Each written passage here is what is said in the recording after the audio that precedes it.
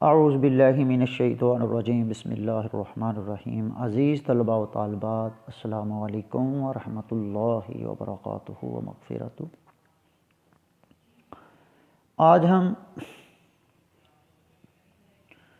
عبارت نمبر 40 اور سلسلہ وار جو عبارت نمبر ہے وہ 8 کی تلخیص کریں گے، اور سکرین پر آپ دیکھ رہے ہوں گے کہ یہ گوجرانوالہ بورڈ، آزاد کشمیر بورڈ اور ملتان بورڈ میں یہ عبارت آ چکی ہے۔ 3 بورڈز کے حوالے سے اگر اس کی اہمیت کو ہم دیکھیں تو بہت زیادہ ہے، لیکن ایک ہی چیز جو میں آپ کو بارہا اور بار بار دہراتا آ رہا ہوں وہ یہی ہے کہ اگر آپ کو تلخیص کرنے کے جو اہم نکات ہیں وہ آتے ہوں گے، شرائط و ضوابط جو ہیں ان پر آپ پورا اترتے ہوں گے، تو جہاں سے مرضی عبارت آ جائے آپ اس کی اچھے انداز کے ساتھ تلخیص کرنے کی جو ہے وہ اہلیت رکھتے ہیں۔ اگر آپ کے پاس تلخیص کرنے کا جو طریقہ کار ہے، جو شرائط ہیں، جو نکات آپ کو بتائے گئے ہیں، اگر آپ اس پر پورا نہیں اترتے تو پھر آپ ایک اچھی تلخیص کرنے سے قاصر ہیں اور 10 نمبر بھی جو ہے وہ ضائع کر بیٹھیں گے۔ تو بلا تاخیر آتے ہیں اس عبارت کے سب سے پہلے ریڈنگ کی طرف۔ اس عبارت کی ہم ریڈنگ کریں گے، اس میں سے عنوان ڈھونڈیں گے، پھر اس میں سے ہم نے رفع عمل کرنا ہے، رفع عمل کے بعد پھر اس میں سے اختصار کے ساتھ، جامع انداز کے ساتھ 1/3 حصہ اس کا ہم نے پوسٹ مارٹم کرنا ہے، وہ چیزیں باہر نکالنی ہیں جو ہماری تلخیص کا حصہ ہیں۔ پھر اس کے ہم نے کل الفاظ شمار کرنے ہیں، اس کے کل الفاظ شمار کرنے کے بعد، گننے کے بعد پھر ہم نے اس کے تلخیص شدہ لفظوں کو 1/3 میں وہاں لکھنا ہے۔ تو وہ ایک پیپر ورک ہے، وہ بھی میں آپ کی آسانی کے لیے یہاں سکرین پر آپ کے سامنے رکھوں گا۔ تو سب سے پہلے جو ہم نے کام کرنا ہے وہ اس کی ریڈنگ کر کے اس کا عنوان بھی ڈھونڈنا ہے اور اس میں سے جو ہے نکات بھی ہم نے نکالنے ہیں۔ ایک بلند پایا قوم کے اعلیٰ اوصاف اپنے اندر پیدا کرنے کے لیے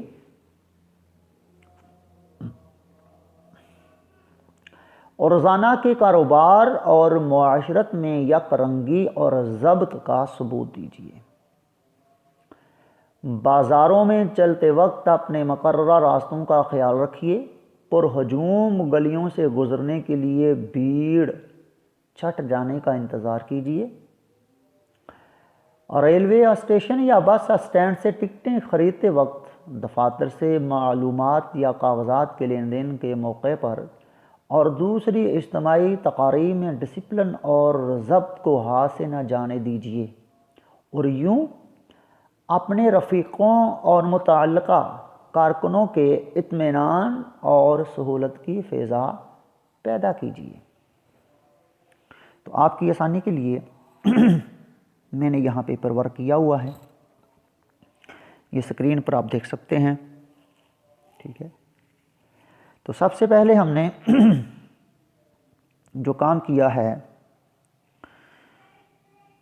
وہ ہے کل الفاظ تقریباً 111، تلخیص شدہ الفاظ 33، عنوان نظم و ضبط کی اہمیت یا متبادل عنوان جس کو ہم کہتے ہیں نظم و ضبط کا فقدان۔ اس کے بعد ہم نے یہ رفع عمل کرنا ہے، ٹھیک ہے۔ یہ رفع عمل جو ہے یہ پوری کہانی کے جو نکات ہیں، جو نچوڑ ہے 1/3، وہ یہاں ہم کر لیں گے، تو پھر صاف طریقے سے آگے ہم تلخیص شدہ عبارت میں 1/3 جو حصہ ہے جو ہم نے کم کر کے لکھنا ہے، کلوز کر کے لکھنا ہے، اختصار کے ساتھ جو لکھنا ہے، تو اس میں غلطی کی گنجائش باقی نہیں رہتی، ٹھیک ہے۔ تو پہلا ہم نے جو نکات نکالا، ایک بلند پایا قوم کے اعلیٰ اوصاف پیدا کرنا، معاشرے میں یک رنگی اور نظم و ضبط کا ثبوت دینا چاہیے، بازاروں، گلیوں، بس اسٹینڈ، ریلوے اسٹیشن، دفتروں اور اجتماعی تقریبات میں نظم و ضبط سے کام لینا چاہیے یا کام لیجیے۔ اب ہم نے مزید اس کے لفظ گننے ہیں، اگر اس کے لفظ 30 ہیں تو 33 کر لیں، اگر اس کے لفظ 38 ہیں تو مزید اسی میں سے جو چیز میں نے اہم نکات آپ کے سامنے رکھے ہیں، ٹھیک ہے، اگر 38 ہیں 40 ہیں، ٹھیک ہے، اس میں سے تو آپ نے اس کو 33 میں کر لینا ہے، ٹھیک ہے، اگر 30 ہیں تو پھر ان 30 کو آپ نے 33 تک لے جانا ہے، تاکہ ہماری یہ جو مطلوبہ جو ریکوائرمنٹ ہے ممتحن کی طرف سے یا پیپر کی طرف سے کہ اس کو ہم نے 1/3 میکسیمم کر کے لکھنا ہے، تو اس لحاظ سے پھر ہم کامیاب ہوں گے، پورے نمبر لینے میں کامیاب ہوں گے۔ تو اب ہم یہ نکات جو ہیں یہ اٹھا کر ادھر لے جاتے ہیں، ٹھیک ہے، توجہ سے سماعت فرمائیں۔ ایک بلند پایا قوم کے اعلیٰ اوصاف پیدا کرنے کے لیے معاشرے میں یک رنگی اور نظم و ضبط کا ثبوت دیجیے، بازاروں، گلیوں، بس اسٹینڈ، ریلوے اسٹیشن، دفتروں اور اجتماعی تقریبات میں نظم و ضبط سے کام لیجیے۔ تو عزیز طلباء و طالبات، آج ہم نے 10 نمبر کی تلخیص کو بڑے ہی اچھے طریقے سے جو ہے وہ حل کیا۔ یہ ہمارے 2 نمبر ہیں جو ہم نے عنوان اس میں سے نکالا، اور یہ ہیں ہمارے 8 نمبر، اور کل نمبر ہمارے ہو گئے 10۔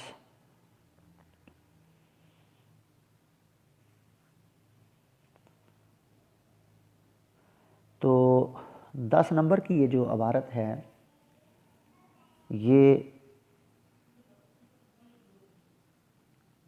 اس کو حل کرنا کوئی اتنا بڑا کام نہیں ہے، یہ ایک فن ہے، اور یہ فن آپ کو گھر میں بار بار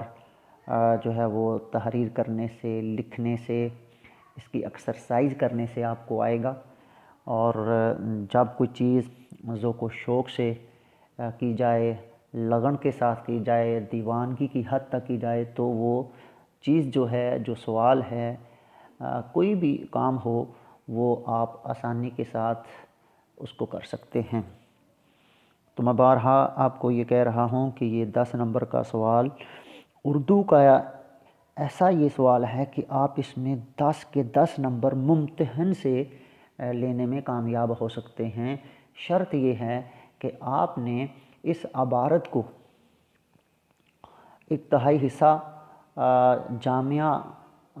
اور اختصار کے ساتھ تحریر کیا ہو۔ شرط یہ ہے